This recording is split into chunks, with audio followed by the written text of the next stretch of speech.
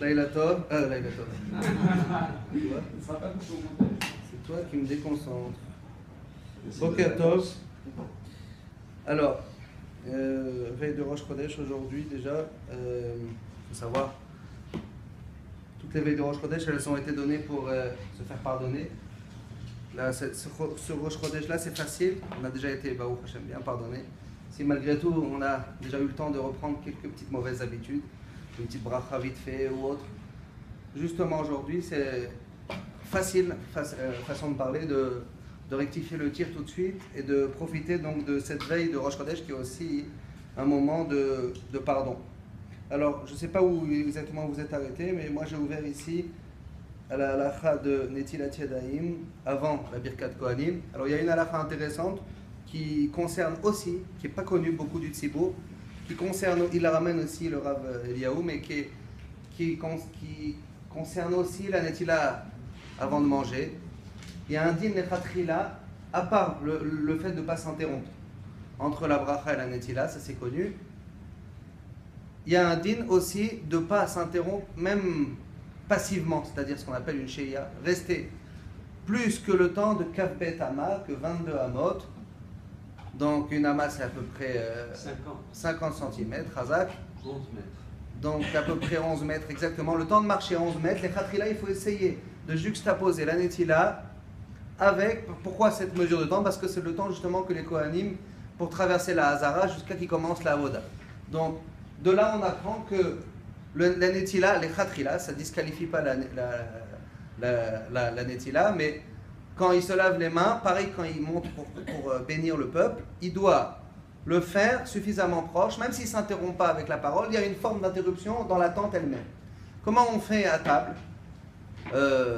pour que la netila elle soit enchaînée?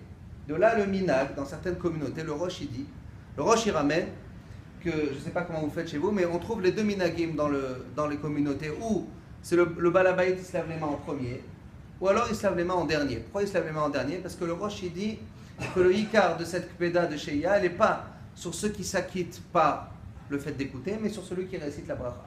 Donc celui qui récite la bracha, il doit absolument enchaîner au maximum. Voilà pourquoi c'est d'usage que d'Afka, celui qui fasse la bracha, bien que ça peut paraître un peu l'inverse, il fasse la netila en dernier.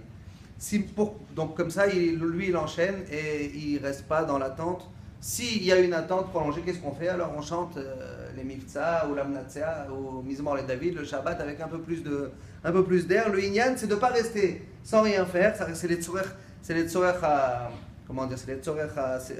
bracha. Donc ça fait partie donc du package de la bracha. Donc ça réussit à considérer qu'il n'y a pas d'interruption. Il faut savoir aussi autre précision. Si par exemple vous avez une soukha lointaine, comme c'était le cas pour certains dernièrement, et vous faites netila, après vous devez marcher 52 mètres.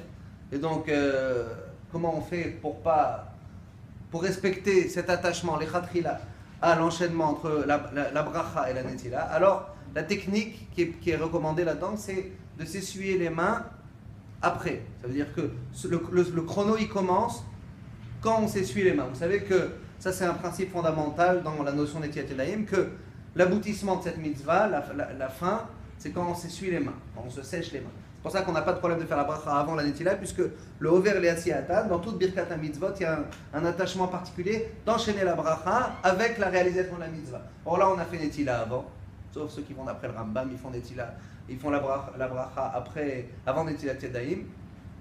Mais nous, on fait netila et après on fait la bracha.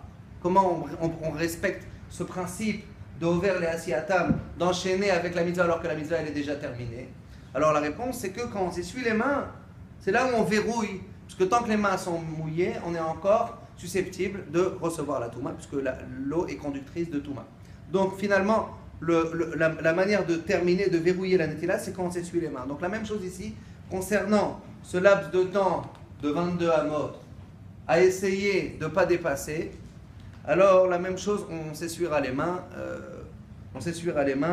le plus tard possible, on les laissera mouiller même, et quitte à se les essuyer proches du pain. Évidemment, quand on touche le pain, il faut qu'elle soit sèche complètement.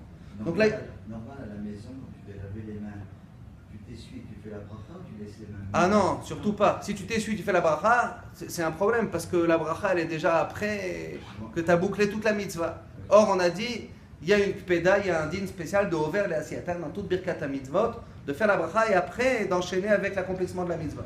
Donc au contraire, ceux qui font comme nous, c'est toutes les communautés en général, à part peut-être les Thémanim qui font comme le Rambam, toutes les communautés, c'est de d'abord faire Netila et après faire la bracha.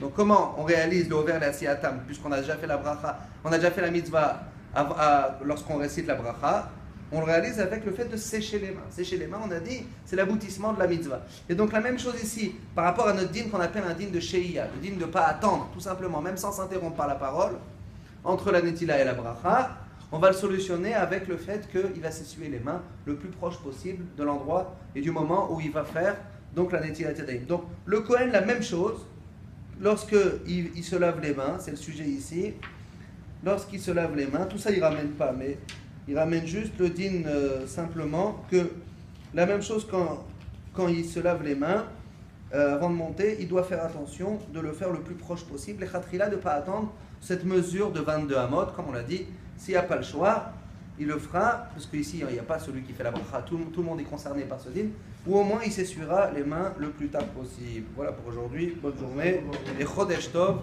un bon mois de Cheshvan.